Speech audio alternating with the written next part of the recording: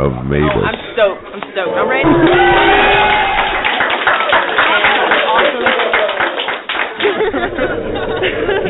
This is awesome.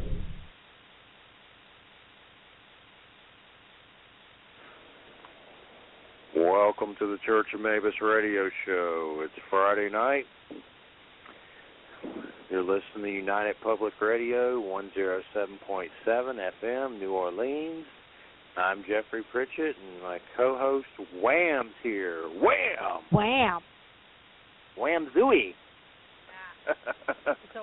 Been a wham zooey week, I can tell you. You got that right. Non-stop decay. Stuff. Non-stop horror. Yep. Well, I got one thing to plug tonight. At the 26th Annual International UFO Conference and Film Festival. That's February 15th through the 19th, 2017. Save the date. I'm not sure what save the date. It says it on the front with the UFO. I guess that means the date. Save the date.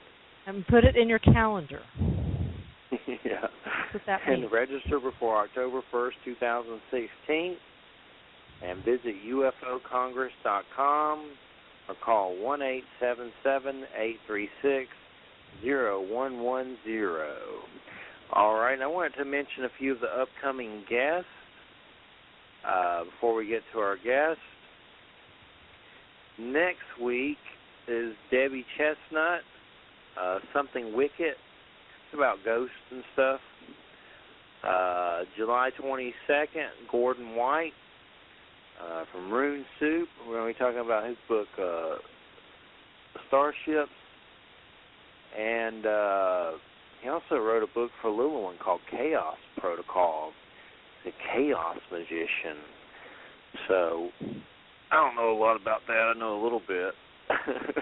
Like from a Loki Norse trickster perspective, that's about all I know about chaos. But I guess that might be enough. We're looking forward to talking to him about that. July 29th, Keegan Reed and Christopher Jacobs. That's about Sasquatch, learning Sasquatch. They have a unique spiritual view on Sasquatch that should be pretty interesting in communicating and what it is. August 5th, Stephen Lancaster. That's a Lillooet guest. They got a bunch of Lillooet authors coming up. August 12th, Ken Gerhard. Looking forward to that. August 19th, Brennan Storr. August 26th, Rich Newman. Those are our upcoming guests, and those are all, August is all guests from Lillooet Books. So looking forward to that. And then I'll read the other guests another time, but that's enough for now.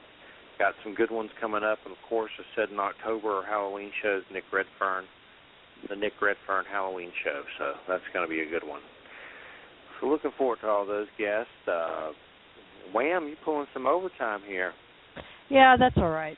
It's cool. I mean, summer's one of those times that, I kind of hide inside and try to avoid the bugs and the heat. So, it's same thing here, but fine. we got Wham sitting in because Jay is going to some Star Trek nerd convention. That's next week, though, right? That's like. Hey, that sounds like fun. I bet there's some serious chicks there. I would go. Well, yeah, I'm sure there's a lot of cosplaying going on. Yeah, that's the only reason I go. But no, I like Star Trek. But I'm not going to say I like Star Wars better, but I probably do. But I like them both, but probably Star Wars a little better. Not much more of a Star Trek person. So. I like them both. I'm excited that the guy that made Hannibal, which got canceled because NBC are idiots, it got really good reviews, but not enough viewers. Same thing that happened to Penny Dreadful and God knows what else.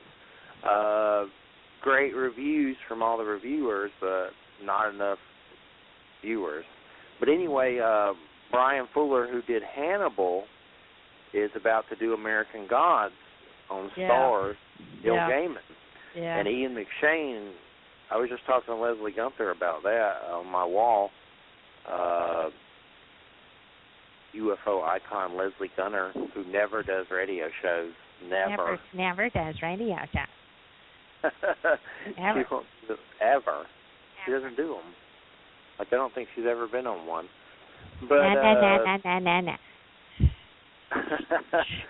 but she just doesn't like to do them, I guess.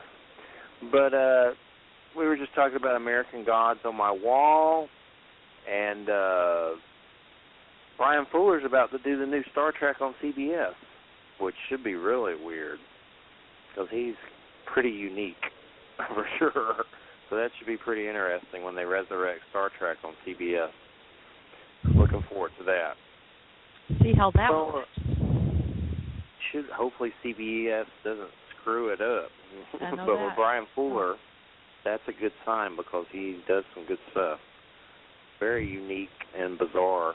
So Star Trek should be pretty. I think there's going to be like new alien races and stuff. So it's sort of a reboot kind of thing again. Yeah, I think there's going to be some guest appearances. I'm sure Shatner's already begging. Oh yeah, Mr. Old Fat Boy is already begging. Yeah. Well, tonight's guests, Dennis Lynn, Sheila Fabricant Lynn, Matthew Lynn, the gifts of near-death experiences. You don't have to die to experience your true home. How are y'all doing tonight? Good to have you here. Well, thank you for the invitation. Thank you. Thank you, Jeffrey. I just noticed the Fabricant thing. What is that? That's kind of unique. What's the story behind that? Your middle name, Sheila. It was given to me by my ancestors. It's my maiden name. Okay. Is it like Native American or something else? No, I think it's actually French. French, okay. You know, I think that there was a character. Do you remember the Millennium series, like in the late '90s? I think that there was a character who had that name. Fabricant? Yeah, I think there was a character who had that name. I think he was like a serial killer that was killed by Lucy Butler. That's the show by Chris Carter that did X-Files, and Lance Henderson's in it. But a very unique name, definitely, so I just was curious to the roots. Well, let me see. I'd like to get into the origins of how you all came together to create this book, and basically, I guess we discussed how the format of asking questions. I'll ask the questions, and then you guys can just decide who would be better answering it, and then add to it. Whoever, just jump in. Very laid back. You're not on the hot seat. Well, I could start to answer that, and Danny and Matt can add to it if they wish. Our work is writing books and giving retreats and conferences, and all of that usually is in some aspect of healing and spiritual growth. The origin of this book, we had been aware of near-death experiences for a long time, and we have referred to them in our other books. We decided to focus on it for this book because of an experience that we had, and this was with a friend of ours named Fran. Fran is a very courageous person. She speaks up publicly about things that other people get killed for speaking up publicly about, and she does it very effectively, and we've always had a lot of respect for her. So she was visiting us, and we said to her, Fran, where do you get your courage? You're extraordinary. She said, I get it from reading about near-death experiences. I've read about them every day for 10 years, and I'm not afraid to die. And then she showed us the book that she was reading at the time. It was Lessons from the Light by Kenneth Ring. Ken Ring is a very prominent researcher in the field of near-death studies, and we had read his other books, but not that one, not Lessons from the Light. So we got it and read it and really loved it, and we were especially impressed by the point that he makes in that book, which is that the near-death experience can function as what he calls a benign virus, meaning that if we immerse ourselves in near-death literature, we listen to the stories of people who have had near-death experiences, they create a kind of an energy, and it's catchy. And it's what he calls a benign virus. We can catch it. It's a good thing, and we can catch it. We can catch the energy of the near-death experience, and we can experience some of the changes, the profound effect that a near-death experience has upon those who have them. So we were really struck by that. And the other thing that we noticed was that in our retreats all over the world, we've used basically the same processes of healing. Any culture, any kind of population, the same processes seem to work as if they're universal. What struck us was that these processes that we've used for years in many countries parallel the stages of a near-death experience, as if we were tuning into something that is in fact universal in a way that transcends, that is of the whole universe.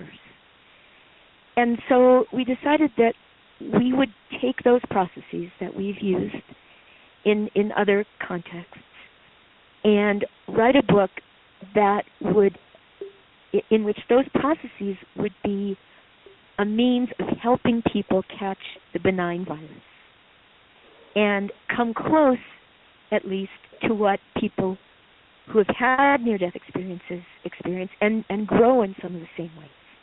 That's how we came to write this book. And the subtitle, You Don't Have to Die to Experience Your True Home, that place, that realm, that dimension that near-death experiencers go to, that is our true home. And we can experience it here. We can catch the benign virus.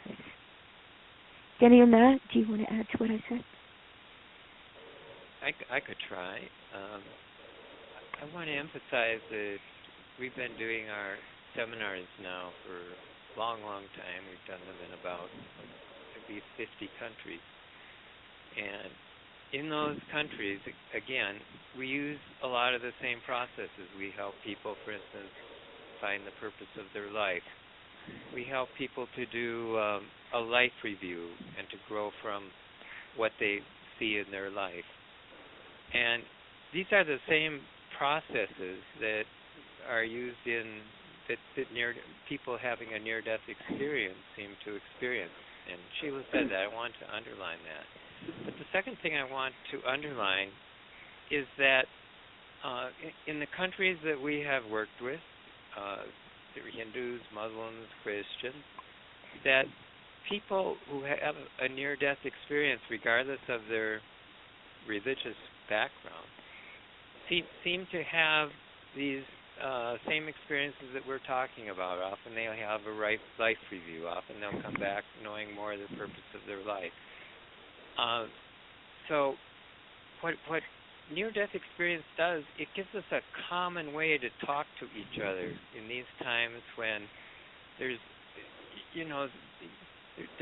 seems to be a lot of prejudice against, depending on what day of the week, Muslims or Black Lives Matter or whatever.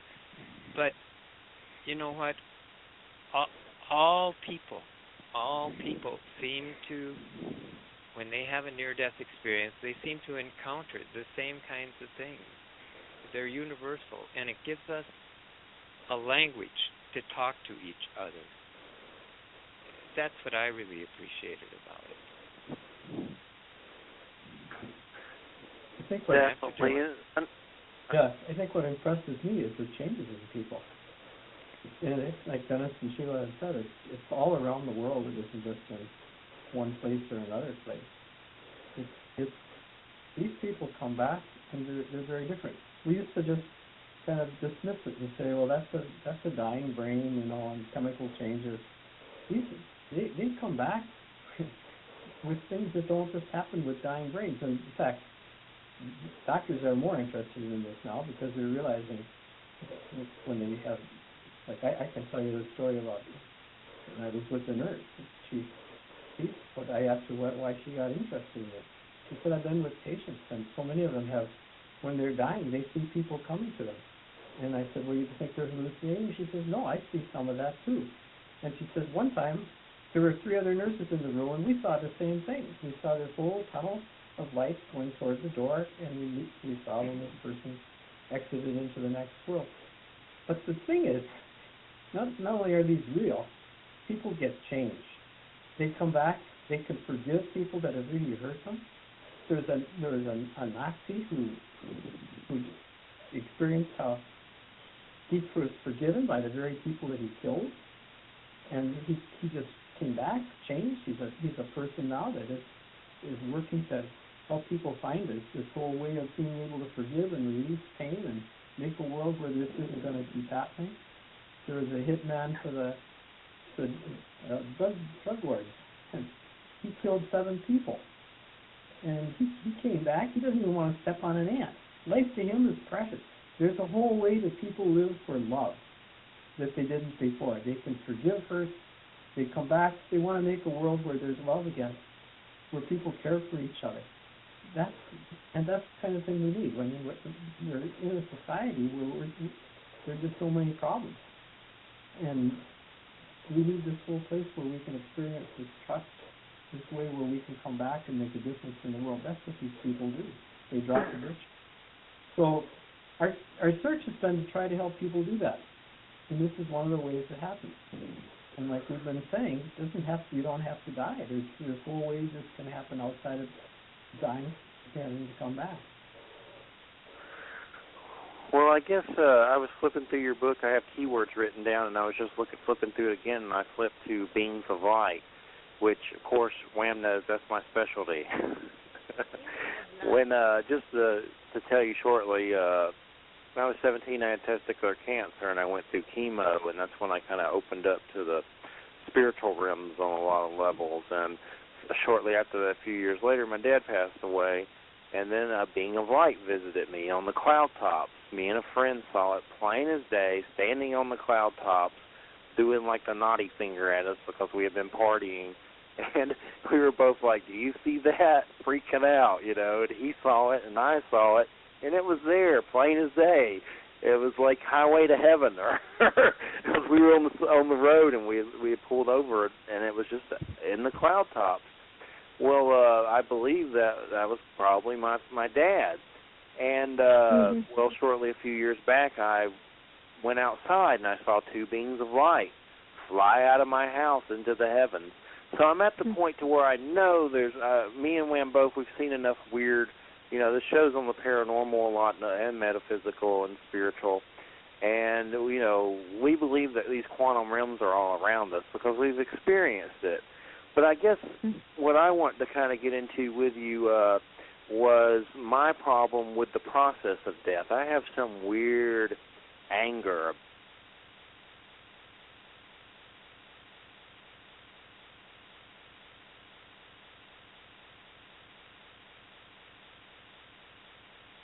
about. I just don't like it towards death. That I don't know what it is. I just don't like it.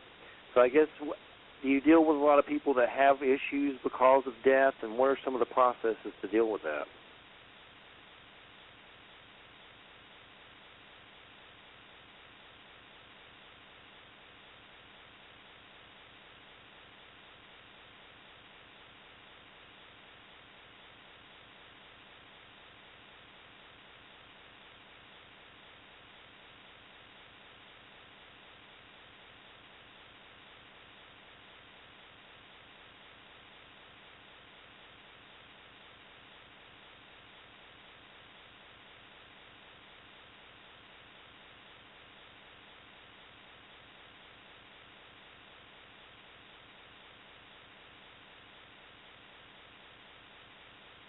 The experience that they're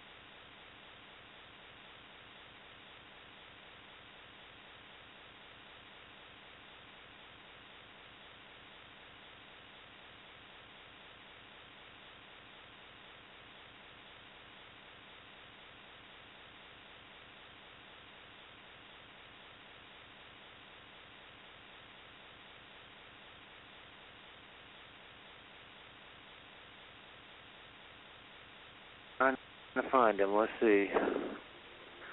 Jojo, don't be a hero. Are you listening right now? Maybe he's in the restroom eating a sub sandwich. No, Put the number. No, they'd be more like banana and peanut butter. There he is. All our guests are glad.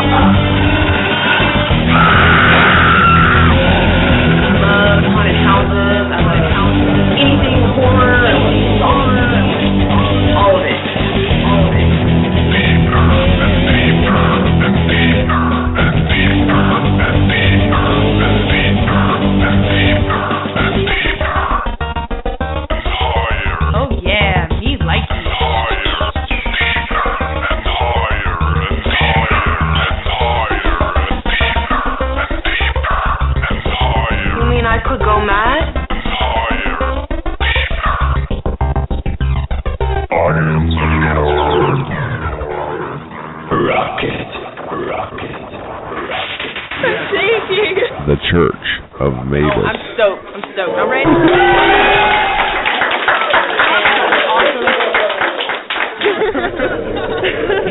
This is awesome.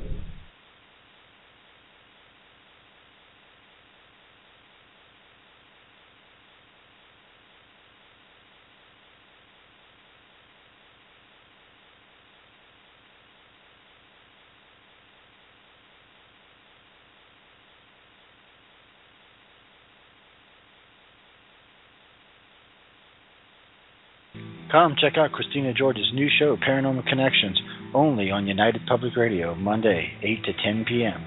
See you Monday. Hello, you're listening to United Public Radio. I'm Joe Montaldo, host of News on the Flip Side. Check us out every Saturday night, 6 to 9 p.m. Central Time.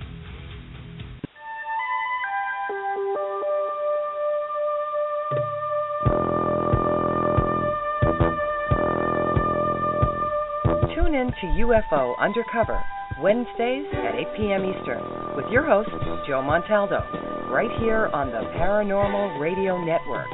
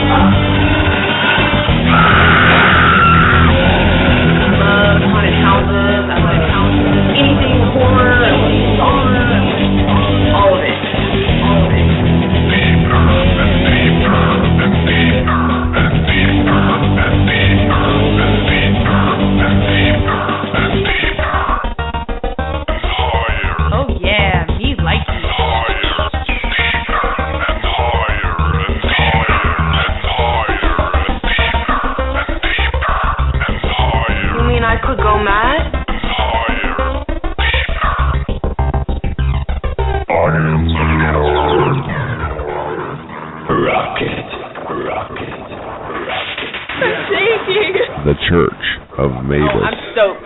I'm ready.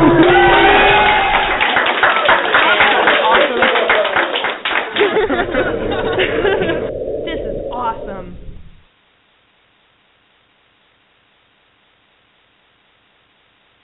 Welcome back. For some reason, we're having weird technical difficulty. It was dropping everybody. I don't know what's going on, so who knows? I've upset the Grim Reaper. But nonetheless, we're back with our guest, and hopefully it irons out and doesn't happen anymore. Well, sorry about that, guys, but I have no idea what's doing it. Hopefully it's all straightened out and won't happen anymore. We're talking about my angst about death and the process and some ways to deal with that. I guess my point is just the way the earth is right now. I obviously came here, but I wonder if it's forced. Do I have to keep coming here? I kind of don't want to come back. That's kind of the point I'm at. Like, I know all these quantum realms exist. I'm just trying to figure out, is it forced that we have to come here? If you don't want to come here, do you have to come here anyway? Who's designing this thing? that's I guess where I'm at on some level. But bottom line, who's to blame for this? Who's to blame? Who's doing this? Who's the architect? But nonetheless, so I guess there are processes when you have these near-death experiences, and I do believe on some level my chemo and all that, I was dying. I mean, it spread to my stomach and lungs, and going through chemo, that's pretty much like dying. So I would consider that a near-death experience on some level. I call it a shamanic death, like a shaman, native kind of thing, more like that. But I'm kind of curious, what are some processes, like I guess, that y'all go into at your seminars and stuff for people, in the death process and people that may have issues and things that have to work out?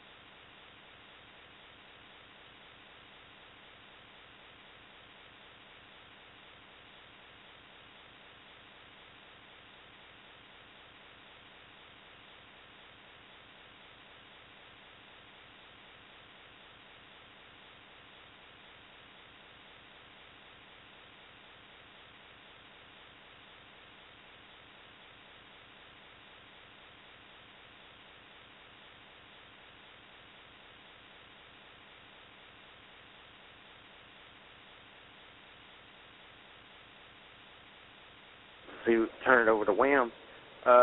What about pets and animals? I know y'all have a little section about that, but that's another thing I wonder about. I have a dog, Jack, who's with me all the time, and my other dogs, and I know he's getting older in the years, and I know once he croaks, so to speak, it's going to affect me heavily. So I'm just kind of curious, what are some of y'all's experiences with animals and the afterlife? I was just at a concert here with my wife, and when we were walking out, I met my friend, and her name is Carol, and she had a dog named Teddy, a golden retriever, for years and years. And when Teddy got blind and deaf and old, and she hated to let him go. And the most wonderful thing happened with Carol is that she experienced herself going to the other side with her dog, with Teddy. She experienced him running in the fields with other dogs and animals, and looking back, and just like what a great relief to be here. Like that kind of expression. Carol was really relieved. Carol was really relieved. And since that time, Teddy has appeared to her. And since that time, Teddy has appeared to her. But this is what I really want to say. This is what I really want to say. That people having a near-death experience, when they go through the tunnel and these different processes, they experience the animals going with them,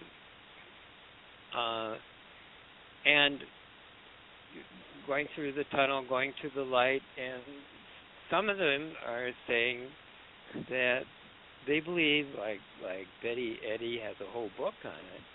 They believe that animals go through the same processes that we do. And there's some very moving accounts of near-death people. They see horses and all different kinds of animals. And they say, this is what really struck me. They say, like, the horses or the dogs are looking at them and wondering, are you my loved one that I'm waiting for? And they kind of see, well, it's not this person. So they go back to playing and to being present to what they were present with. But there's a whole realm of pets and animals, and it seems to be connected to how we are on the other side, that our pets and animals are that way too. And another interesting thing is that when we do the life review, we experience how we have treated the animals, the air, the water, all different kinds of things. I remember this one person, Berkeley Mills, in his life review, he remembered when he was, I think, 8 years old actually. He had a slingshot, and he killed a mother bird, and he was really proud of killing that mother bird. Well, in the life review, he's inside of the 3 baby birds and experiencing their hunger as they're dying. The interesting thing about the life review is that we're inside of everything that we've ever interacted with. We can be inside of the animals, the rocks, people, and we feel what they're feeling. And what you discover is that rocks have feelings, trees have feelings. Tom Sawyer, in his life review, he was going through a park, Seneca Park, 9 years old, and he just stopped to admire a tree. And in his life review, he was inside of the tree, and he was receiving like the 2 photons of love that were being sent by him when he was a 9-year-old. But here's the point: you experience everything from inside the trees, inside the animals, inside everything you've ever interacted with. So nothing is lost. That's the point I'm trying to make. That nothing is lost, whether it's our pets, whether it's the trees we've interacted with, the air, the water, the rocks, the stones. In our life review, we can be inside, feeling the feelings of all those things as they interacted with us. And that's one of the things I've really appreciated about the near-death experience. The whole world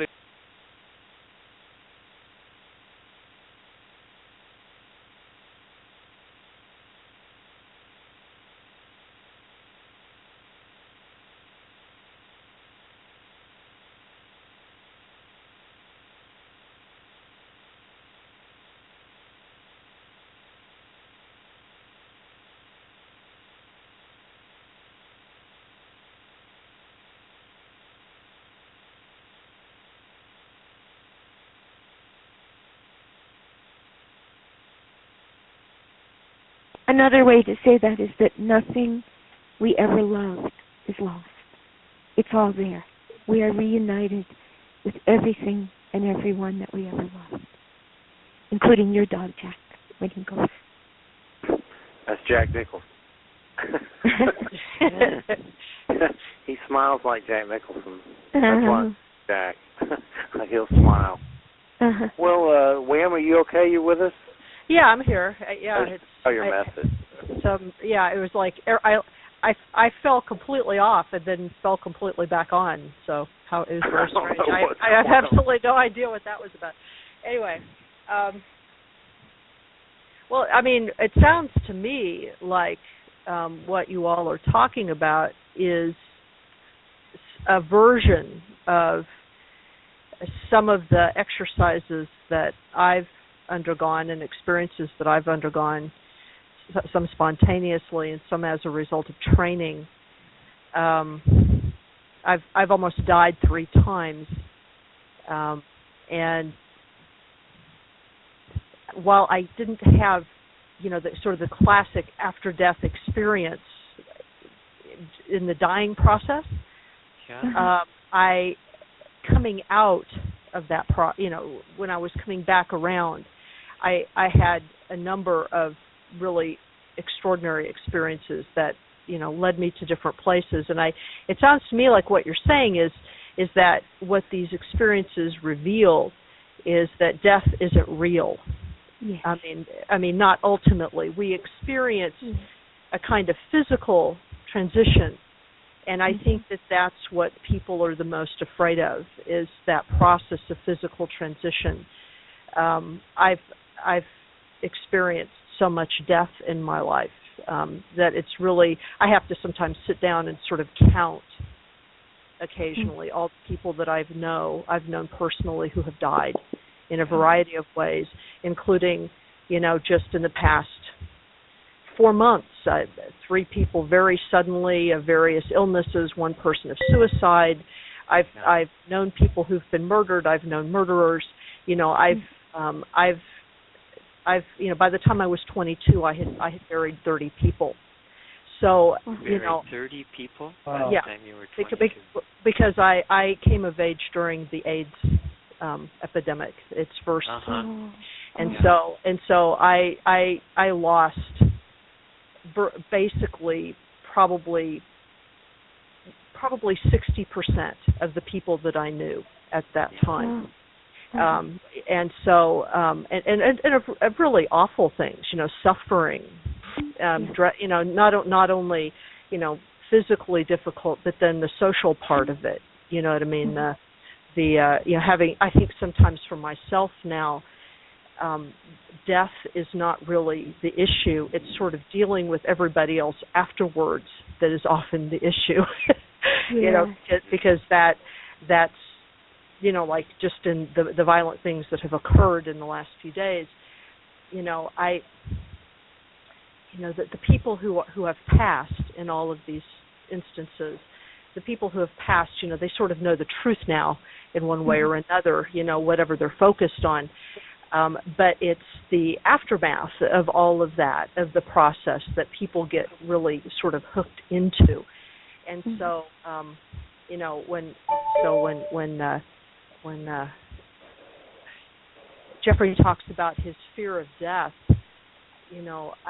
what it always sounds to me like what you're talking about, Jeffrey, is the fear of the process of dying. Not so much death itself, but sometimes the dying process can be difficult, depending on what surrounds it. There can be trauma. That's part of it, but another part is I don't want to come back and go through the elementary school thing. No, I get that. It's like, I suppose, that's one of those things where it's like, I guess, I have a memory. I had this memory when I was really, really, really, really small. In fact, I can first remember having it when I was maybe 3 or 4 years old. I didn't know what it was at the time when I had it. I just knew that I had it. And, I think I've mentioned this before. The memory was always triggered by that eternal recursion that occurs in the picture of the Land O'Lakes butter lady. You know, where there's this implication that, you know, the picture of her is going into eternity.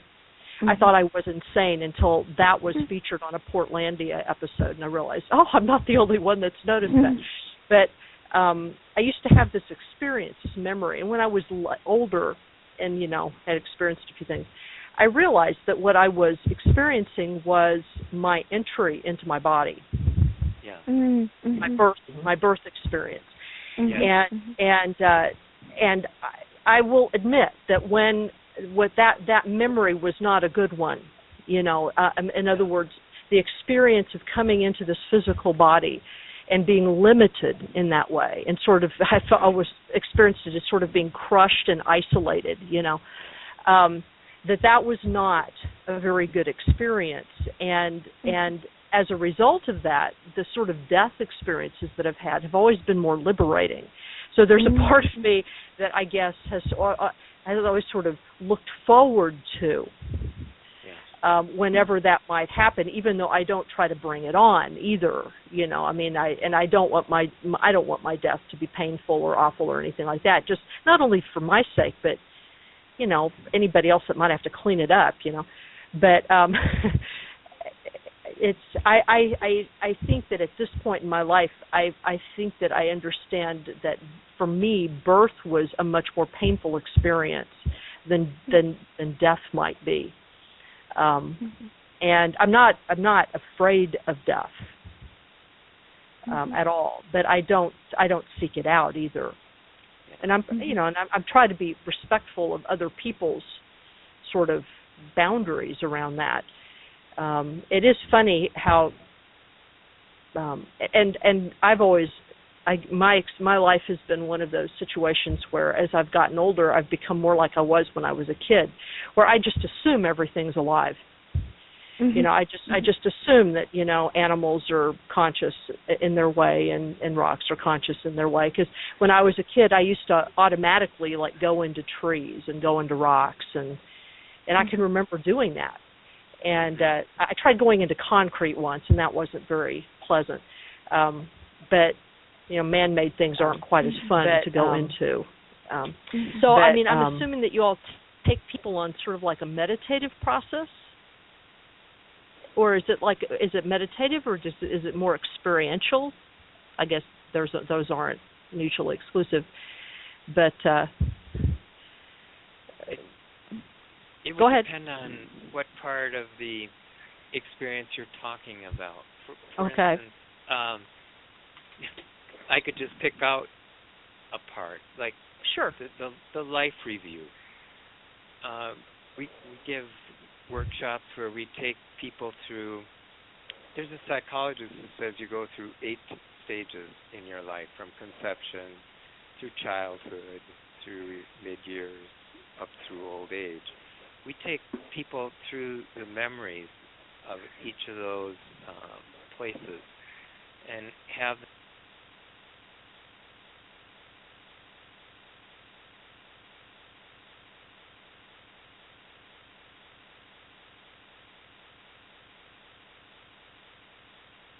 lives. And it's an experiential thing in that, okay, so it's meditative to start out with, but there's a lot of sharing in twos, and there's a lot of, I think, growth that happens from the sharing of those kinds of experiences. And it was only later that we discovered that, in near-death experiences, you do a life review, and that's something we've been doing with people for a long, long time. Mm-hmm. Another example would be a process that we call the examen, and it's a reflection process. My husband and Denny and I have done that with our son John, and it's real simple. At the end of the day, just asking, what am I most grateful for? What am I least grateful for? For John, when he was really little, he'd say, what was my favorite thing from the day? What was my least favorite thing from the day? Well, those are pretty simple questions that anyone can answer. But what you're really getting at is what you're getting at a couple of things. What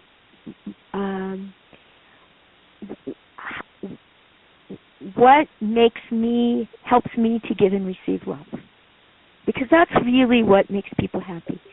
Or I'd rather say it in a different way. What helps me to be the love that I am? Today, what helped me to be the love that I am?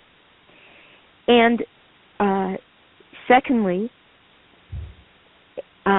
if we do that process every day, you start to see a pattern. So music is what helps me to be the love that I am. For our son, being on a sports team is part of what helps him to be the love that he is. Service projects help him to be the love that he is. Well, that reflection process that we do at the end of every day, it's kind of like a miniature daily life review. And when we began to work with near-death experiences, we shifted it a little bit. And in our book, we say, okay, at the end of each day, ask yourself, what are you grateful for? What are you not grateful for? But imagine you're doing this during your life review. Would you be glad that you responded in this situation as you did, or would you wish that you had done a little differently?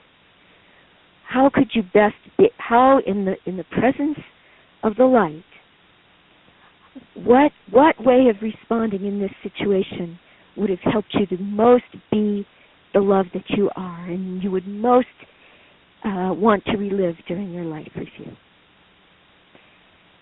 So what I'm trying to do is give you an example of a simple process. We've done this at the end of every retreat we've ever done.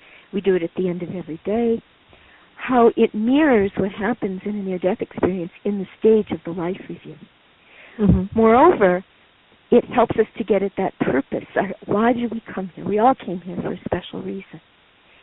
That's one of the things that people often get a whole lot more information about during their near-death experience.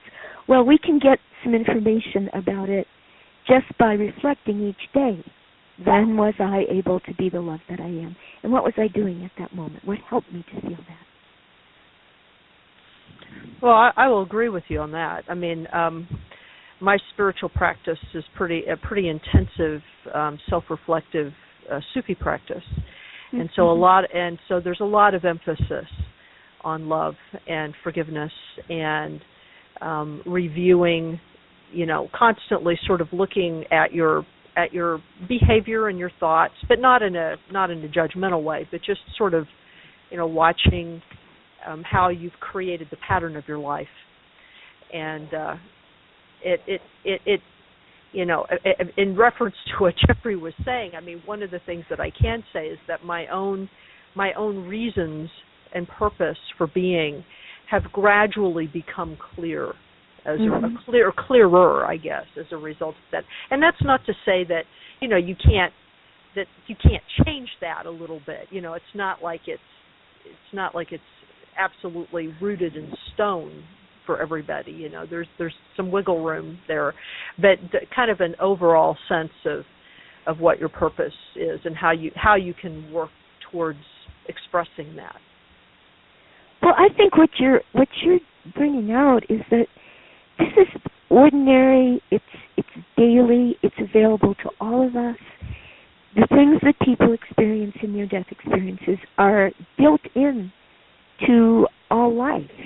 Mm-hmm. And you have come to them in one way. We've come to them in a little different way, but there's not that much difference between what you're doing and what we are. These are things that are of the nature of the universe. Kenneth Ring, who did the foreword for our book and was such a help to us, he calls the near-death experience the universal donor, meaning it's kind of like type O blood. And what he's trying to say is that it transcends religion, transcends all belief systems. It transcends many varieties of spiritual practice. There's something that encompasses it all and transcends it, and it's built into the nature of life. Here and there, love, forgiveness, the the presence of life in all things. It's available to all of us. Well, yeah, I mean it's what's common to all of us. Yes. That's right. That's right. Yes. It's another part of it too is what you were talking about, how there's so many people that you've lost when you were in just a couple of years. And one of the things that happens with near-death experiences is you discover how you don't ever lose anybody, how that connection goes on forever. First of all, even to get to the other side, hospice nurses often have the experience that as they know when a person is going to die because other people show up when the person sees them. The people that have loved them are there for them, helping them to make that transition.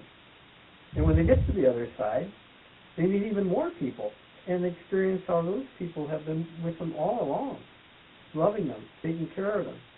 And that love never ends. We get disconnected in our consciousness from that. But it's still going on while we're here, and we meet these people afterwards. One of the things that healed my fear of dying was just to start to make a list of the people that have loved me and that are on the other side. And when I got into that, the more I could feel how they're over there loving me, I had less fear of this whole dying thing. Before that, especially after 9/11, when we were all worried about planes and what's going to crash next, and I didn't want to get on any plane. When I made my list and I experienced how all of this is going to meet me on the other side, I was back up out of my fear again. I got connected with that love. And I find too, when I really need help, there's people on the other side that are there to help me. I took care of my mother for 5 years when she had Alzheimer's. And I was going under all the time. And one of the things that put me under was my dad had been giving away all kinds of money to charities because he just cared for people. But to get a charitable deduction from the IRS, you got to have proof from the charity that you actually gave something. And I knew he had that. He was an accountant. And we were going to have to pay all these income taxes, and there'd be much less money for my mother to live on. And I knew he knew where those things were. So all I did is I sat in his chair, and I realized, Dad, you know where those things are. And you're connected to me in love. You never leave. And you love Mom. You want to help her every way you can. You love. Where are those? I'm just going to get in touch with when I feel the most love from you. I'm going to go through the house, room by room. When I feel the most love from you, I'm going to go and start looking in that place. So be careful where you send me. And I've been through everything before. I can't find anything. I checked your bedroom, everything. So I started just going through the house, room by room, and I felt the most love from him when I started focusing on his bedroom. And I said, I searched all that. You'd have to do better than that. I felt the most love when I searched when I was thought about his closet. And I said, well, where in the closet? And it seemed like as I was looking at the floor, that there is more love than if I was looking at some other part of the closet. So I thought, this is crazy. But anyway, I was going to the closet, and when I looked at the floor, there were all these shoes on the floor that were his shoes, and I thought, I've already looked in those shoes, trying to think there's nothing in those. No envelopes, nothing. This time I'll take them out because I got the floor. So I took them out, put them aside, and there under one of the pairs of the shoes was an envelope that had all these receipts in it. He had been statements so that he could send it into the IRS. So he died before he filed his income taxes. But that was, it made this whole thing real for me again. People are loving us from the other side. And can I take in their love, and can I put them to work? They're 24/7 available now, and that love never ends. They want to be helping us more. So that's one thing that we teach people is just how to again to connect with love, and especially where you've lost somebody that's close to you. The more you grieve a person, it's because there's a connection of love that's there, and that's why you want them back. You want them because you can feel that love that they still have for you. Well, that's the deal because it really is real. And from hospice people all the way up, people are discovering more and more of that. and then people come back having met people that they never knew were on the other side. Children meet great grandfather who they didn't know who he was, but they talked about, one little boy came back and talked about how this man was walking around in headstands and he would make all these gestures. That's exactly what his great grandfather did. He never knew his great grandfather. They're over there on the other side in that love, and we can connect with it. And that's what we also help people do on their. That's what really solves grief, when you know how to still connect with that person too. Is this a dog is agreeing here? The dogs are going nuts, and the whole time I'm dealing with this weird chat issue. The chat on Pal Talk closing just nonstop, crazy technical stuff. I think all of us are like nuclear batteries, and we're setting stuff everywhere. All five of them. It's not working for us here. That's what we need. But I'm trying to see if we're going to go on break. Joe, we're going on break. You're listening to United Public Radio, 107.7 FM, New Orleans. I don't know what my dogs are barking at, but I'm trying to shut the one up next to me. But my brother could be home. But we're going to go on break shortly, I presume. But we're just having some, we're all getting dropped earlier, and now Pal Talk, where we do the chat and everything, was messing up, and Joe had to reopen the room. So just nonstop weird tech stuff tonight. So I don't know what's going on. No break. No break for us. I don't know if he's. That's the thing. You never know with Joe if he's joking or if he's serious. You don't know. He's just confusion. All right.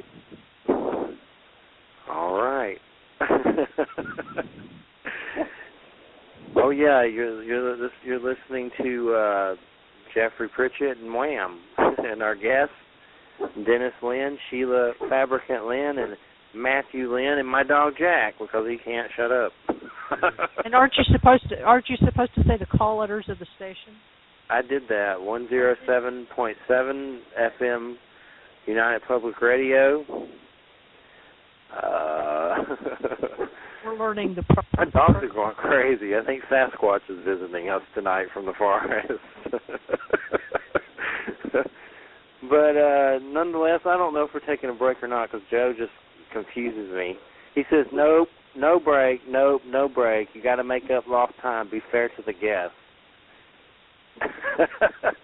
And you don't know if he's joking or if he's dead serious, because he writes in a purple font. At least it's not pink. Late at night, he changes it to pink. All right. Well, I don't know if we're going on break or not. I guess we're not, so we're going to keep going. Talking. Unless he counts. And if you show me a countdown to numbers, we'll go on break. All right. Well, so have you guys done any books? You've done books together before, right? You've done books before this? Lots of them. I think, well, I don't even know how to respond. We have over 20 books, but here's the thing: there are three of us writing them together, and I think that's really what I want to emphasize, is that working as a team as we have for years, it doesn't make things just 3 times easier. It's like 10 times easier. So in writing a book, if somebody sees something that's left out, or you just put it in, it takes away a lot of the stress. So we've been working together for a long, long time. And what are you relationship, family-wise? What are you to each other? Sister, brother? What's going on? Well, Matt is my brother. I'm Dennis here, and okay. Sheila is my wife. Okay. And the three of us, we've been writing books and giving workshops together for quite a while. What are some of the other topics that you've touched on? What we've always tried to do is take something from the field of human development that seems to really resonate around the world. It has pretty widespread credibility, and integrate it with spirituality, with science. So, for example, Denny referred earlier to one of our books called Healing the 8 Stages of Life. That's based on Erik Erikson's theories of the stages of human development. We took those stages and integrated them with spirituality, with what we're learning from psychosomatic medicine. We have one on the prenatal period, and I was thinking of that when you were speaking, Wham, you were describing what in that field is referred to as divine homesickness, wanting to go back. Pretty much. Pretty much. Yeah. We have a couple on the stages of forgiveness, and the first, both of them actually are based on the work of Elizabeth Kubler-Ross, who identified the 5 stages of dying, which is universally accepted. And then Danny and Matt, they wrote one of those before I came along. They discovered that the 5 stages of dying are the same stages that we go through in the process of forgiveness. So we have 2 books on that. Those would be a few of the examples of some of the books that we've written. So I'm assuming then this latest book incorporates the near-death experience into the larger context of what you've done. Well, yes, and that's I think what motivated us to write this. I said earlier that we realized that these processes that we've developed in our travels around the world, and that really are in our more or less the foundation of many of our books, that they're the same. These processes are parallel the stages of a near-death experience. So we drew on all of our work in that regard with all of these with healing processes, but we applied them in a different way in terms of how to help people catch what Ken Ring calls the benign virus, how to help people experience some of what happens in a near-death experience. That's what we've tried to do in this kind of book. Well, I'm going to go out a little bit on a limb here. I mean, I'm assuming that you're familiar with other of Kenneth Ring's projects. Yes. And so you're probably familiar with the study that he did looking at alien people who experience alien contact and abduction with near-death experiences. And one of the things that he says in that book, because that's one of the areas that I've studied in, is alien contact and abduction experiences. And he says in that book that what's interesting about those kinds of experiences, alien abduction and contact, is that at least for some people, not everyone, but for some people, those seem to be similarly transformative experiences. And so one of the things that he attempts to do in it is try to understand some of those experiences that are really difficult, that don't seem to fit in quite with, the more positive angle, I guess, of it. And I don't know that, if I recall correctly, I don't know that he comes to any direct conclusion about it, but I know that in my experience of people, talking to people and collecting those kinds of things, is that a lot of times people who have the really, really negative, frightening experiences, those experiences are really analogous in many ways to other kinds of terrifying, traumatic experiences that people have in the external world. Because, people have experiences of being traumatized and abducted and frightened and freaked out, in any number of ways. And I've often wondered whether there could be ways in which people could be comforted through those experiences and healed from them. I mean, I know that sometimes I've talked to people or listened to people who've had really difficult experiences, and I think, at least according to them, I've helped them a little bit just by listening to them and accepting what they've said and helping them maybe reframe their experiences a little bit. But in your working with people, have you encountered folks that have had these kinds of experiences and worked with them? No, and honestly, I said that we were familiar with Ken's other books. That is one that we are not familiar with. Okay, yeah. So I don't know that we can really speak to this. We have stuck with near-death experiences.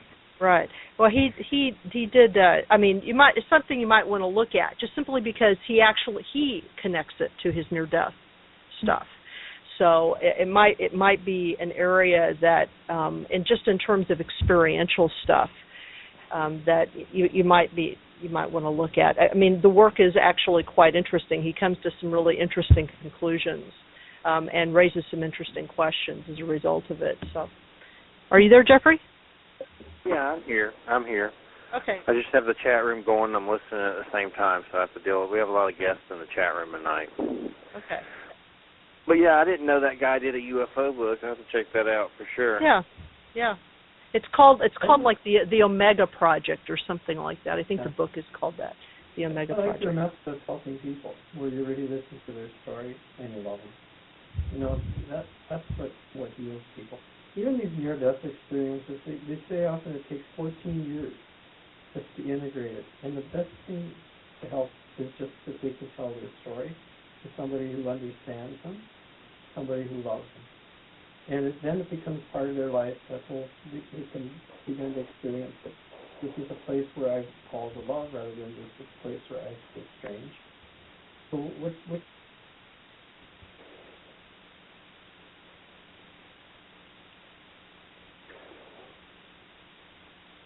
Is everybody still there? It didn't drop. I'm here. And I'm here, but I can't hear other people very well. So. Okay. Yeah, it was a little low. I could hear them. I could hear you, but it was low. So what do you guys? Are you okay with about another 30 minutes or so, or did you just need to do an hour? What was your time frame? Because we never really discussed that. Are you okay with finishing the rest? Yeah, we're free. You need to go at any particular time? Yeah. Well, we set us up. Our understanding was that it was 2 hours, and we set that time aside. Okay. Well, we still got about 30 minutes or so then. Okay, great. But yeah, my dogs are still going nuts. I don't know what they're going crazy about, but the chat room thing ironed out. So far the tech stuff's doing good. So must be some frequencies in the air tonight. Some high frequencies. I've had visions with these. Seen them around. Not just this. There have been times where I have been military or something crashed near me at one point, and I have visions of these people of light standing.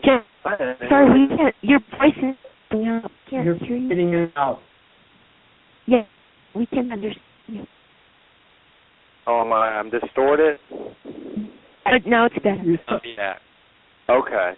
Well, there have been times where I've seen the light in my mind's eye after some sort of tragedies happen. Like, say, for instance, a shooting occurred, well, it did in Orlando. I had visions seeing all those people together dealing with that in other rooms after dying. And there have been times at night when I woke up and I'll let my dogs out the back porch and I'll see the beams of light all around the earth. It's, like these quantum rims are all around the earth, and I can see beams of light. You can see like regular stars, but then you can see like these weird, I guess they're beams of light in little clusters real close, and they're all like interacting with each other on some level. And it's almost like you're seeing communities of people around the earth on some level. And I know a lot of light worker says that these light are all around the earth right now, sending their energies or whatever. But I guess what I wanted to ask is, where does the tunnel of light fit in? And from what I've seen, it's pretty much you die, you go through that tunnel of light, and you're kind of ejected to this like quantum rims that are around the earth on some level, and it's kind of like a staging area. around the earth on some level. I know one book that I've read, The Afterlife of Billy Fingers, I think it's Annie Kagan. That's a pretty good book that goes into that on some level. But I'm kind of curious, is that what do you think the tunnel of light leads you to, like, the staging area, and do you think it is around the earth? Where is it that we're actually going to? What is it? Well, that's an interesting question because almost whatever culture you're speaking about, they describe the being as light. So that, that's a universal. But people have 3 different experiences with the light, as far as we can tell. Probably many more. A lot of people talk about meeting the light, so being hugged by it, being embraced by the light. You have books, titles like that, Embraced by the Light. But the second experience that people have is that, so when they look back at, say, at the hospital room where their body is, or the home, the rivers, the trees back on Earth, they have the experience that everything is that same light. And the third experience that some people have then is discovering that they too are that same light. So I think what I'm trying to say is when you're describing light, where it is, it's that people have, it seems like 3 different experiences. Going through the tunnel, maybe being embraced by it, then they discover, looking back where they came from, everything is it. And then they discover that they themselves are the light. And any one of those can be really transforming for people. Some people come back and they continue to see light, say, in everything.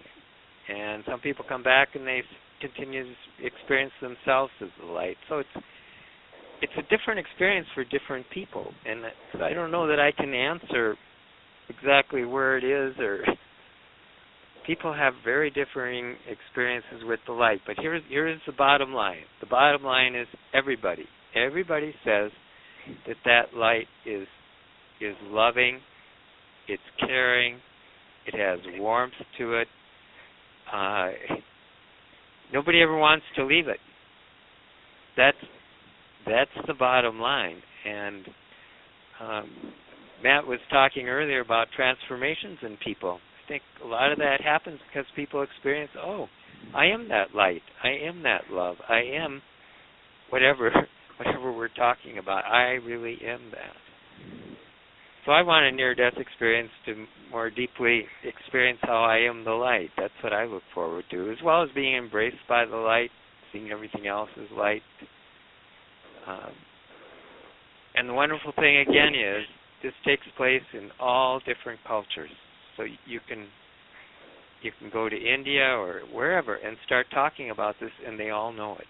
Just like you do when you look at the sky at night and you see the light.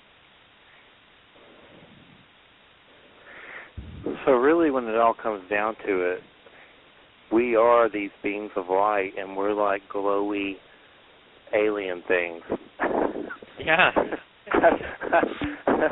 That's I always bring up the movie Cocoon 1 and 2 by Ron Howard. I don't know if you've ever seen that. Well, the little guy that played Opie with the red hair. He did those movies Cocoon 1 and 2 with Steve Guttenberg, and the little old people go to the swimming pool with the cocoons, and they get younger, and then when the cocoons open, the light people come out. That's like my philosophy. Cocoon 1 and 2. Mm-hmm. But it's just weird to think about that. We're here in our bodies, these fleshly bodies, and everyone's like, do aliens exist? Is there other life? Is there extraterrestrials? And I'm always like, just look in the mirror. Because pretty much, that part of you that, if you believe any part of you carries on infinitely, when you die, I believe there's a part of us that is eternal, that is infinite. That part of you obviously came from somewhere else before you got here. So, that's kind of like we are the extraterrestrials on some level. And it's weird just kind of process when you really think about it, but It's the truth right in their faces. And I guess the big opener for me was to see these light beings, to see them with my own eyes. It's I'm still processing it on some level. But so a lot of the UFO stuff which we're into, we interview a lot of people from Ancient Aliens. Any show you've probably ever glanced with UFO stuff from History Channel, we probably had those people on it sometime. But it's just a lot, the process, the thing, if you really think about it. A lot of people, death is the elephant in the room. They don't want to talk about death. Nobody, a lot of people don't want to talk about it. It's the elephant in the room. My problem is I always talk about it. I'm obsessed with it because it's like the appointment. I always want to be on time. I always want to keep my schedule. It's like that appointment. It's always going to be there. You always know you're going to that appointment. So there's this part of me that's like, let's just hurry up and get there. Not that I do anything to try to kill myself or anything like that, but there's, I have obsessive compulsive disorder on some level. This death thing, it's always there because it's going to happen. But I really enjoyed your book and, the different perspectives you have, and that's why we've had different people on about this subject. We've had Peter Panagore on about it. He had the experience on the mountain, and I know he wrote a blurb for your book. Last week we had Paul Davids, who he wrote a book, An Atheist in Heaven, about the afterlife experience, and about Forrest Ackerman, who was a personality back in the 60s that was involved in a magazine called Famous Monsters in the era when like Clash of the Titans and all those kind of movies came out. And he passed away, and he was an atheist, and he told all his friends that he was going to bring proof back if something was really there. So Paul Davids and several other people started having all these weird experiences from this guy after he passed away named Forrest Ackerman. And they have it, who was the guy? Gary something. It was a pretty Schwartz. Yeah, Gary Schwartz was involved with this book heavily from Paul David's case. So that was very interesting. And the other interesting thing of Paul Davids, he did the movie Roswell back on Showtime back in the day with Martin Sheen. He directed that movie, so that was pretty cool to talk about for sure. He was like working with Martin Sheen, reliving, the Roswell. He turned it into a Showtime movie. So I love talking about this stuff, and it helps me on some level. It's like therapy. So each of these kind of shows are like my own little, and hopefully it helps a lot of other people. I believe it does. But that's why I like having guests on about this subject to, learn about it. And I like y'all's perception on it. And I'm just kind of curious, when it comes to what we are, what are we? I mean, we're humans, obviously, but when we're not humans, what would you consider us to be? Glowy aliens, or do you have another word for it? Love. Both. We're love. We're made of love. Yeah. That's our essence. That's our nature. It's the nature of the whole universe. We're made of love. It's really interesting in these life reviews when people go through their whole lives and see everything. I'm always almost surprised or startled by how often the things that they say count the most are, like being a child bending down and being in awe at a flower growing through a crack in the sidewalk and cupping it in their hands and doing it with love, that single act counted the most in their life because they were being who they were, which is love. And it's time and time again in these life reviews that it's the simplest gesture, things that people don't even hardly remember doing. There's a Muslim woman who commented the most important thing she did in her life review, they were stopping by a river to gather some water, and her bucket was so heavy that she went over, took a few extra steps over to a tree and watered that tree and watched the water soak into the tree. And she found that simple act of love was the most important thing that she did. So somehow the basis of who we are is love, and that's what people find counts the most. And when they come back from near-death experiences, that's how they gauge their lives after that. But again, I'm always almost startled by how the simplest acts of love are the ones that stand out the most in their whole life review. There are people 50 and 60 years old who've done a lot of, quotes, important things. We all have a special way of loving that's unique to us. And the ones who are sent back really frequently are mothers, because nobody else can be the same mother for that child. There's a bond there that they have and no one else has. And what this life is about is finding how we are a unique person. What's our unique mission? Our special way of loving that is different from anybody else's. Every grandmother is different from another grandmother. They love their grandchildren, but they do it in a different way. And that's what we're sent for. So it's like Sheila was saying right at the beginning before, that the whole thing of becoming human is learning how to love in the unique way that we've been sent to do this and to make a difference in this world. And that we come from it. That's what we do while we're here, and that's what we go towards.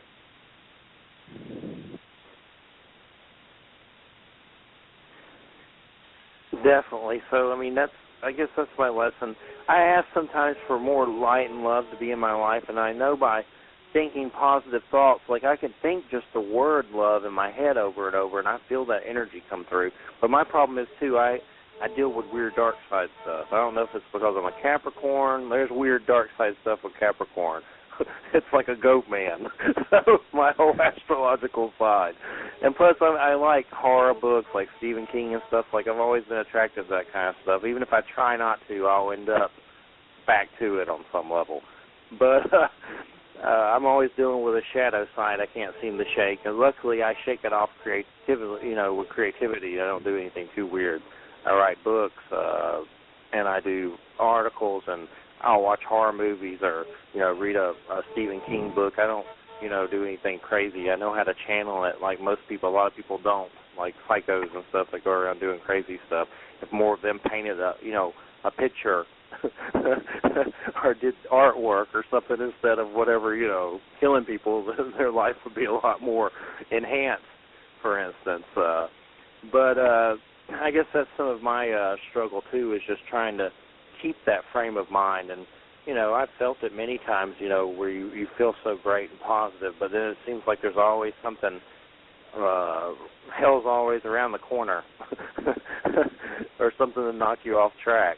Like just this month I got over all kinds of, I've had like one thing after another happening. Computer trouble, lightning damage, 55-inch TV taken out, then the next week phone lines taken out.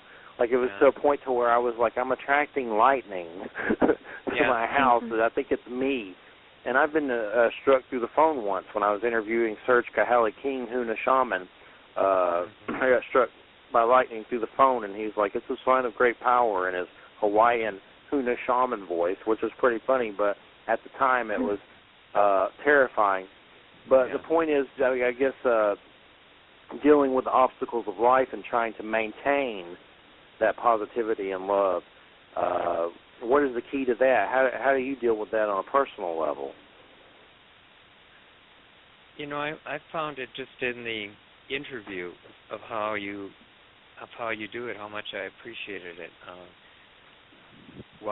Story about being with the AIDS victims, your personal story about the light. Simple things like sharing your own story it's very nourishing to me. So I think I'm trying to say, how do you do it in your life? It's just with each little act. And I want to tell you, I've experienced it in the interview from both of you. I referred earlier to a process that we call the examen. It's just a kind of a jargon for a reflection process at the end of each day. What during this day was I most grateful for? What was I least grateful for? Our son, when he was little, would say, or he still does, my favorite moment from the day. And those moments are in our experience, they're the moments when we were the love that we are. We were in touch with it, and we were it. And so what we do is watch the pattern of those moments. What in a day helps me to stay most connected to being the love that I am? Just looking in my child's eyes, looking in my husband's eyes, caring for our garden, doing something really simple for another person, helping somebody across the street, or when we live 100 miles out of Denver. When we go into Denver, there are always homeless people asking for money, and we try to give to them, and it's the look in their eyes, that you stopped, that you cared about them. It's looking in their eyes and knowing that you've done something kind for another person. Those are the things that at the end of the day we're going to be most grateful for. And so what I'm getting to is to repeat those things, because each day will tell us what is it that helps us to stay in touch with love, with the love that we are. What is it that helps us to feel happiness and joy, and then do more of it. Do those same things the next day. Watch the pattern and do those things again so that they become habitual. That's what works for us. Yeah, it sounds to me like in the tradition that I'm a part of, there's a practice that we do that's called zikr. And zikr means remembrance. And there are many ways you do that. One of the most common ways is that you repeat various names of the divine to yourself until they just become internalized. And then eventually the states of mind that are connected to those names and those phrases become internalized as well.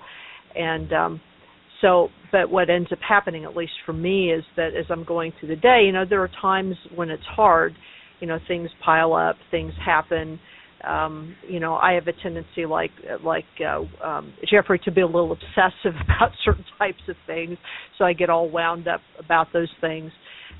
But the truth is that at some point in even my getting all wound up, this process of remembrance occurs, and it it slows me down, and then I realize and I remember what the important thing to do is, and at any given point, over time, over years of doing this, I've been doing this now for almost 20 years. Over years of doing this, it becomes easier to just automatically do certain things where you don't have to think about it. You just sort of do it. You just know how to respond, or things come out of you and you're like, whoa, where did that come from? And because it's not the way I responded to that 5 years ago. And what I always have to do with Jeffrey, because Jeffrey and I communicate sometimes through the week, even when we're not on the radio, is see, here's the thing about Jeffrey. Jeffrey is really a nice guy. He's a nice guy. He's a very thoughtful person, and he cares about people, and he cares about animals, and he likes video games too. But he's always basically thinking the nice, ultimately the nice thing about something, and it's just that life disappoints him a lot, Yeah. And I understand that whole thing about life, just immediate life disappointing us, and I guess what I always have to remind myself is that the thing that's disappointing me is just a thing, just at this moment. It's not the summation of what life is. That's not what the secret of life is. The secret of life is not a disappointment. That's just like a momentary, whoops, I tripped over that stick or whatever, So I always try to tell Jeffrey at least sometimes, come on, it's okay. It's all right, because it is. I mean, I don't know. I think that in coming in coming to terms with what I think that what my purpose is, because my obsession has always been like, what is my purpose in life? Trying to figure that out, and at some point it occurred to me that at least I may have more than one, but at least one of those purposes is, and this is reflected in some of the really intense, difficult, painful situations that I've been in my life, is that I have an ability to stay and be with people who are experiencing extraordinary trauma and just be there with them because I've experienced extraordinary trauma. Mm-hmm. And that's not something everyone can do. You know, if someone is, you know, has just experienced someone, you know, being killed in a horrible way, or, you know, that's not an ability everybody has. And I do have that ability. And it's a good thing. You know, it's a remarkable thing. I'm not, you know, and I'm grateful for it. It's enabled me to be for people in situations that, you know, where I was really needed and where I could really give something. And it's something that happens, you know, you can't really make a living at it. You know what I mean? It's just something that is a result of going forward in life, you know, but you never know when that's going to be needed. So, well, it sounds like that's your way of, or one of your ways of loving in this world. And to us, the purpose of one's life, that's all it is. Exactly. I think Matt said that. It's your particular way of loving. And this sounds like one part of it, at least for you. Mhm. Mm-hmm. Yeah. I mean, and I can love really difficult people, you know, like, you know, I mentioned a serial killer at the beginning. You know, I knew someone who was a serial killer. And I had to face what he had done. And I remained his friend. And I'm probably the only person on the entire planet that lit a candle when he died. And because I had to experience. I mean, I was face to face with the really horrific things that he did that are so bad I won't even talk about them, because I don't want to freak other people out. But for some reason, I can hold that,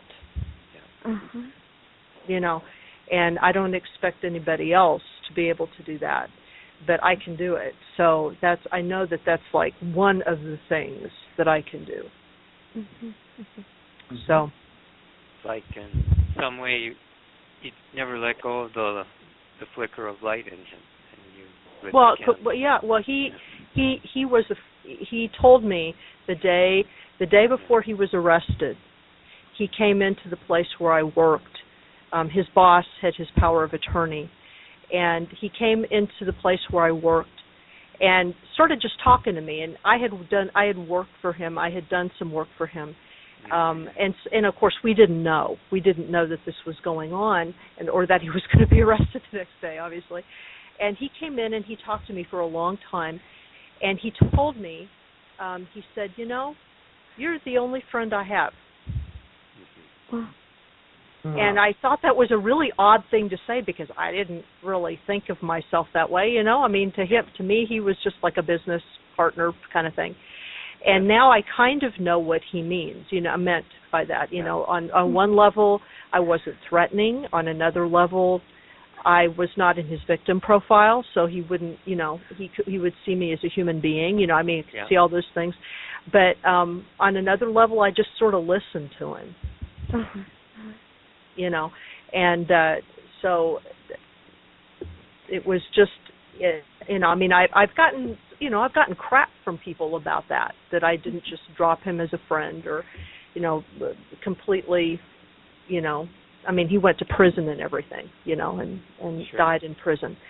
But, you know, I knew that there was something else in there besides all of that other stuff. And I don't know where he's at right now. I think he's probably figuring it out. But There was enough ugliness there that I also didn't want, to hang on to that either. But, it's not something that I recommend to everyone. And it seems to be something that's been given to me to do. So. Well, I imagine that he and others for whom you've done something similar, that they're all going to be there in your life with you. And I imagine that you will know how much you meant to them, what you did to them, and how grateful they are to you. Well,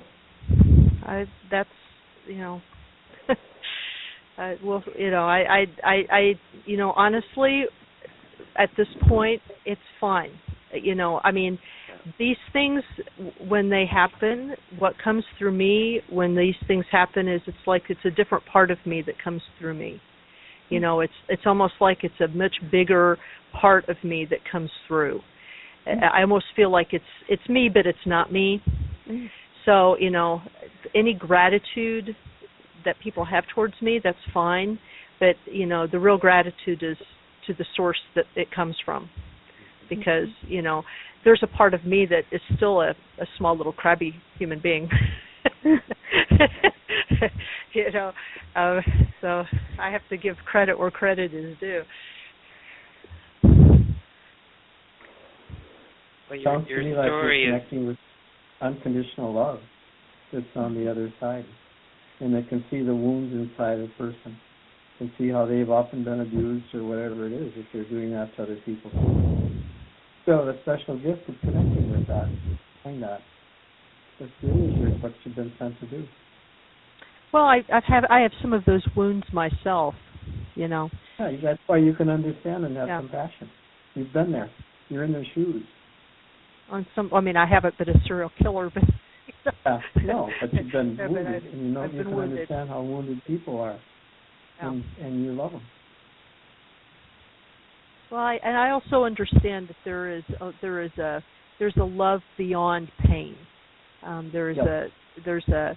had one experience when I was first sort of going through, I guess, earlier in my life when I was first really facing my demons and my pain, where I was doing some Buddhist stuff, Buddhist meditation.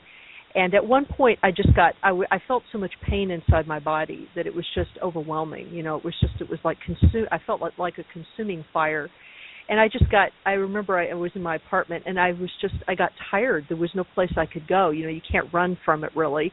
You can drink, or you can watch TV, or you can do whatever. And I just got tired of running from it. So I remember I just sat myself down in front of a window, and I just said, okay, if you're going to kill me, talk to the pain. If you're going to kill me, then just kill me. And I just sat there, and I just let it, I just let it, and it took hours, for it to go, and finally it just sort of all went away. Yeah. And then it was like, oh, so that's what it does. It just, after a while, it just goes away. Mm-hmm. And it's like, oh, I don't have to be afraid of that. Okay, fine. So I still don't like physical pain very much. Who does? But emotional pain, that's not that hard, because it'll come up. It hurts, but it will go away. Yeah. Or transform, I guess, is a better way of looking at it. So a lot of people who do violent things, I realized a lot of people do violent things because they're afraid of the pain, and they're trying to solve it in some way. If someone does really awful, violent things to someone, they think that they're doing that because that will solve something in them, and it may feel like it does at first, but then it comes back because they didn't really feel it and let it go away. So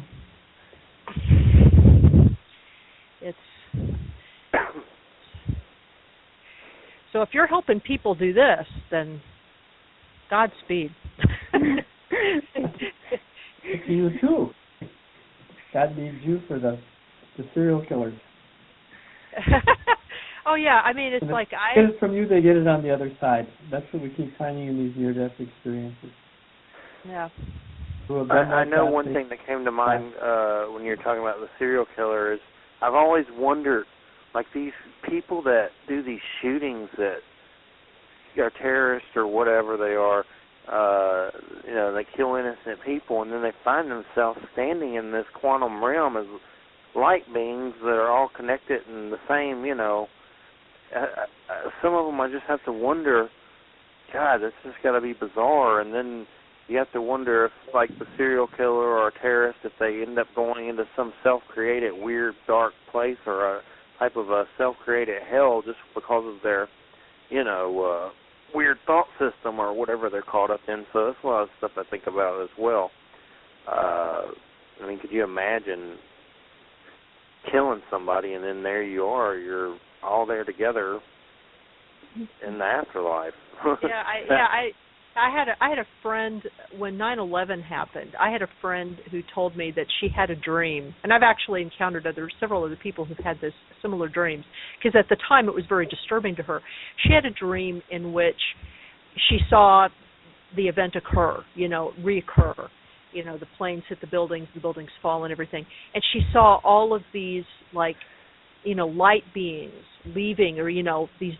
The spirits of people leaving, and among all of the people that were leaving were all the people who had been, all the hijackers, all the people who, and they were all surprised that they were leaving with everybody else.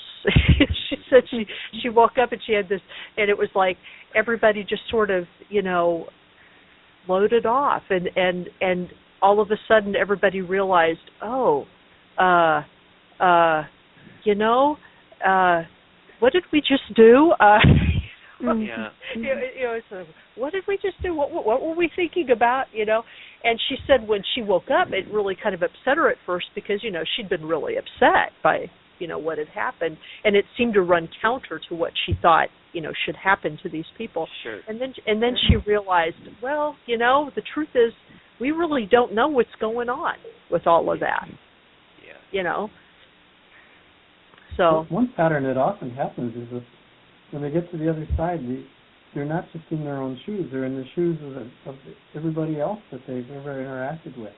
Right. I met a man that had worked for the narcotraficantes, for the drug lords. So he was their hitman. He killed many people, and he had one of these near-death experiences. And when he was in the near-death experience, he was inside the people that he had killed, and he felt their pain, he felt their anguish as they died, and he felt the anguish of the families that they left behind, these kids that were starving because they didn't have anybody in the family. He came back, he quit the drug lords, and he started working to help these families that he had taken the fathers away from. I think that's how we start to have these things healed. We're all one with everybody else. Whatever we do to another, it's been done unto us too. And when we start to have that, we move into compassion. And that's what this whole thing's about. It's about finding love, finding that compassion, no matter what you've been through. And it's going to happen in the next world if it doesn't happen in this one. Go ahead. Excuse me. Well, I just wanted to build on what Matt said, that a consistent message is that there is no judgment, there's no punishment. And these experiences, the kind of thing Matt just described, where you are in the shoes, you feel the suffering of the people whom you hurt while you were here, it's not for punishment, it's for learning. It's for growth and compassion, as did happen to the man who had been the drug dealer. And he came back a different person because he had learned what he needed to learn. Jeffrey, you were going to say something. Many times I've seen the earth and imagined it kind of like a big honeybee nest or a nest of bees, but the bees are light beings. And there's a lot of, ecological stuff going on. I've had visions of something bad ecologically happening on the earth and a lot of people having to leave, like a mass exodus. I don't know if it's this planet or another one, but somewhere there's probably been a planet that's had some kind of weird ecological thing happen in a mass exodus. So it wouldn't surprise me if that's happened somewhere in the galaxy. But, and I've kind of just, a metaphor for it is me imagining that it's like a bee's nest, and you see all these light beings, like like you know how you see those glass things when you go to like a museum type thing and it shows the bees and you can watch all the bees and stuff like at nature preserves and stuff. I kind of imagine the light beings in the earth like that, like you're looking through one of those glasses and watching them going back and forth through the earth and, you know, all over the place. Well, we're at the end here. You still there, Joe? Time to end this. You listen to United Public Radio 107.7, Jeffery Pritchett and Wham, and it's been great having you all on. And their book is The Gifts of Near-Death Experiences. You don't have to die to experience your true home. And let me see. Another book's always, okay, Red Will Wiser. Just making sure sometimes a book will say the publisher who I think it is, and then there'll be like a little subcategory, so it's making sure I didn't miss that. It's also Hampton Road. Okay, so there is like a little subcategory. So Red Will Wiser and Hampton Road are obviously connected. All right, well, I've enjoyed having you all on. Thanks so much. Thank you. Well, Thank you. for having us. Thank you. Wow. Thank you. All right, everybody have a good weekend. And coming up next, Supernatural Substation. We'll see you next Friday with Debbie Chestnut. Something wicked, it's just ghosts and stuff like that. Everybody have a good weekend. Good night, evening. everybody. Goodbye. You too. Good night. Good night, Wham. Bye-bye, everybody. Hello, you're listening to United Public Radio. I'm Joe Montaldo, host of News on the Flip Side. Check us out every Saturday night, 6 to 9.